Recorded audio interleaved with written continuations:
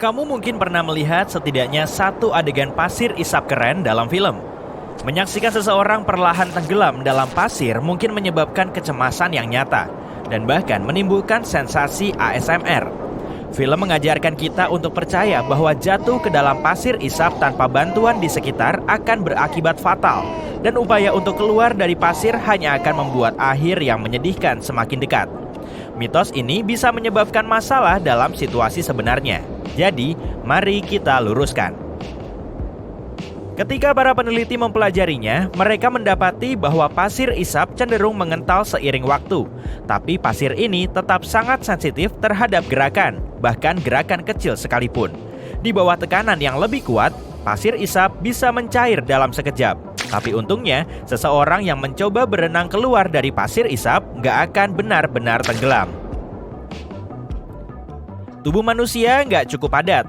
Pasir isap pada dasarnya adalah air yang bercampur dengan pasir halus dan tanah liat. Dan kepadatan tubuh manusia 2 kali lebih rendah.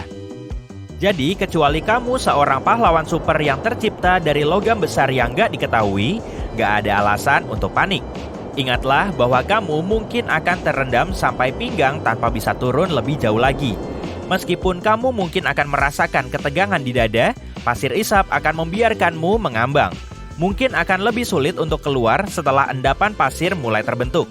Dalam hal ini, kekentalan pasir isap akan meningkat dan membutuhkan tenaga yang sangat kuat untuk keluar. Nah, anggap saja kamu baru saja terperosok ke dalam pasir isap.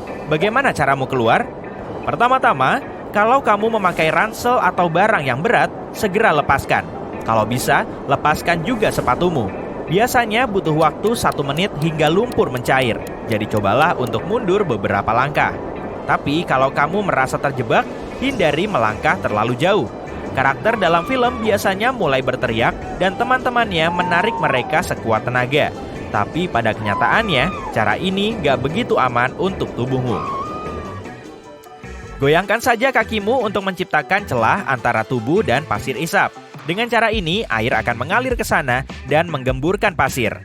Penting untuk melakukannya dengan perlahan dan hati-hati.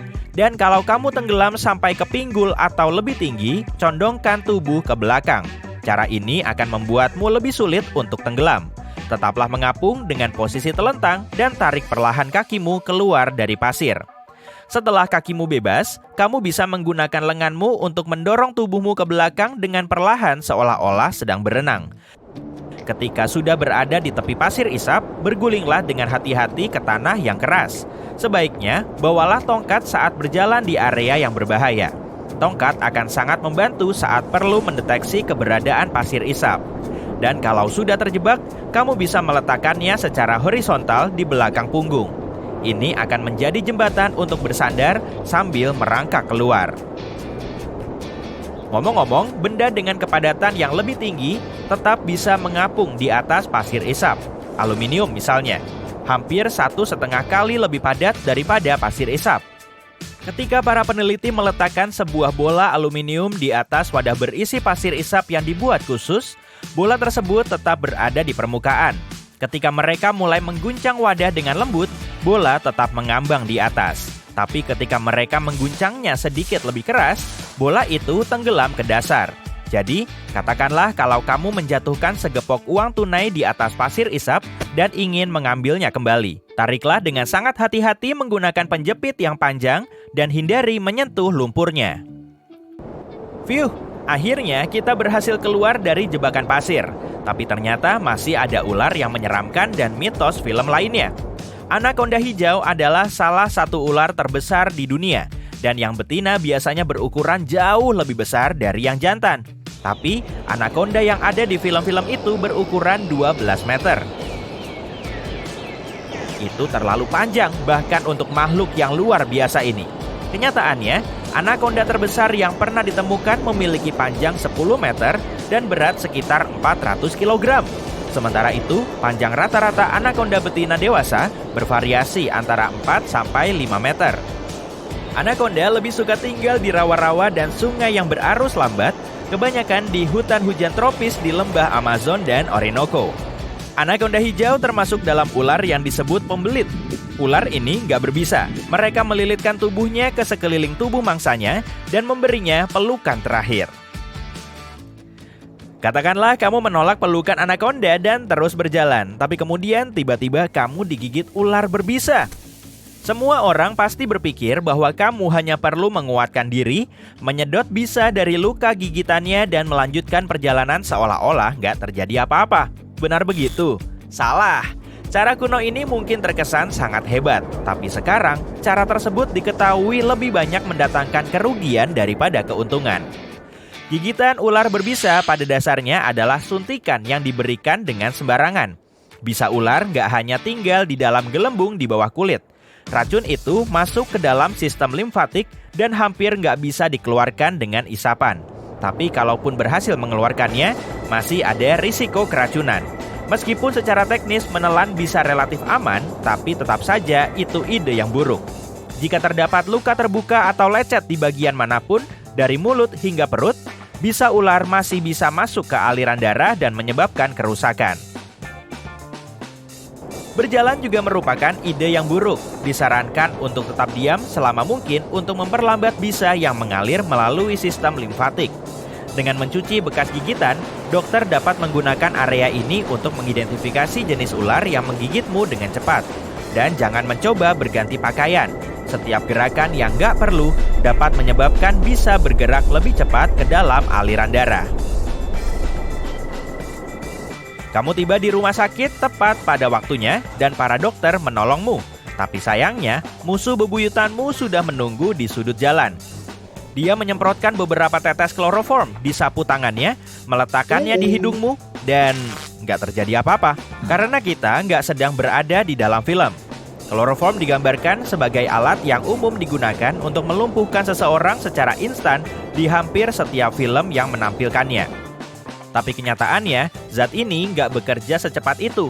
Bahkan dengan dosis yang lebih tinggi, dibutuhkan setidaknya 5 menit untuk kloroform mulai bekerja. Dan beberapa tetes saja, seperti yang biasanya ditampilkan di layar, bukanlah dosis yang tinggi. Dokter sungguhan banyak menggunakan kloroform sebagai obat bius pada abad sebelumnya. Tapi cara ini memiliki banyak efek samping yang nggak diinginkan. Oleh karena itu, penggunaannya semakin berkurang setelah dikembangkannya anestesi hirup yang lebih aman dan lebih cepat. Kamu melarikan diri dari musuh dan mendapati dirimu terjebak di sebuah ruang penyimpanan. Gak ada jendela, tapi kamu menemukan pintu menuju saluran ventilasi. Kamu gak menderita klaustrofobia, jadi bisa dengan mudah melarikan diri melalui saluran ventilasi, bukan? Gak dong, waktunya untuk menyanggah mitos film lainnya. Saluran ventilasi bisa sangat sempit dan berbahaya.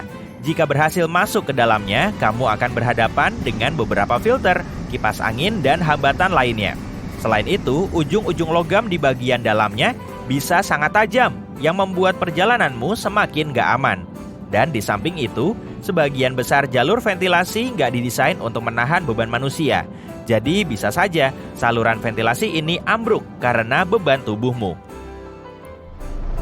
Musuh menangkapmu dan membawamu naik pesawat. Gak ada waktu untuk menjelaskan. Ayo terjun payung. Kamu siap berteriak, "Hasta la vista baby!" kepada musuhmu. Tapi gak seperti di beberapa film. Aslinya, kamu gak bisa bicara saat terjun bebas. Mustahil untuk bisa bicara saat angin berkecepatan 193 km per jam menerpa wajahmu. Itulah kenapa para penerjun payung berkomunikasi dengan isyarat tangan dan ekspresi wajah. Kamu mendarat dan mendapati dirimu berada di London abad pertengahan. Tapi tunggu dulu, kenapa semua orang begitu rapi? Berkat film, banyak orang membayangkan orang-orang yang hidup di abad pertengahan sangat kotor dan bau. Mitos mengatakan bahwa hanya orang kaya yang mandi dan itu pun hanya beberapa kali dalam setahun. Tapi faktanya nggak demikian. Bau badan yang nggak sedap dikaitkan dengan dosa. Jadi orang-orang diharapkan melakukan yang terbaik untuk tetap tampil bersih, tak peduli seberapa kaya mereka. Orang kaya mampu berendam di bak berisi air panas, sementara masyarakat kelas bawah berseka dengan kain basah. Selain itu, sauna dan pemandian umum juga cukup banyak dijumpai pada abad pertengahan. Dan tempat-tempat ini juga sangat populer di kalangan masyarakat biasa. Orang-orang pergi ke sana untuk membersihkan diri dan bersosialisasi seperti di era pemandian Romawi kuno. Kota Bath di Inggris merupakan salah satu tujuan populer. Orang-orang datang dari seluruh penjuru negeri untuk membersihkan diri dan menikmati sumber air panas alami yang terkenal.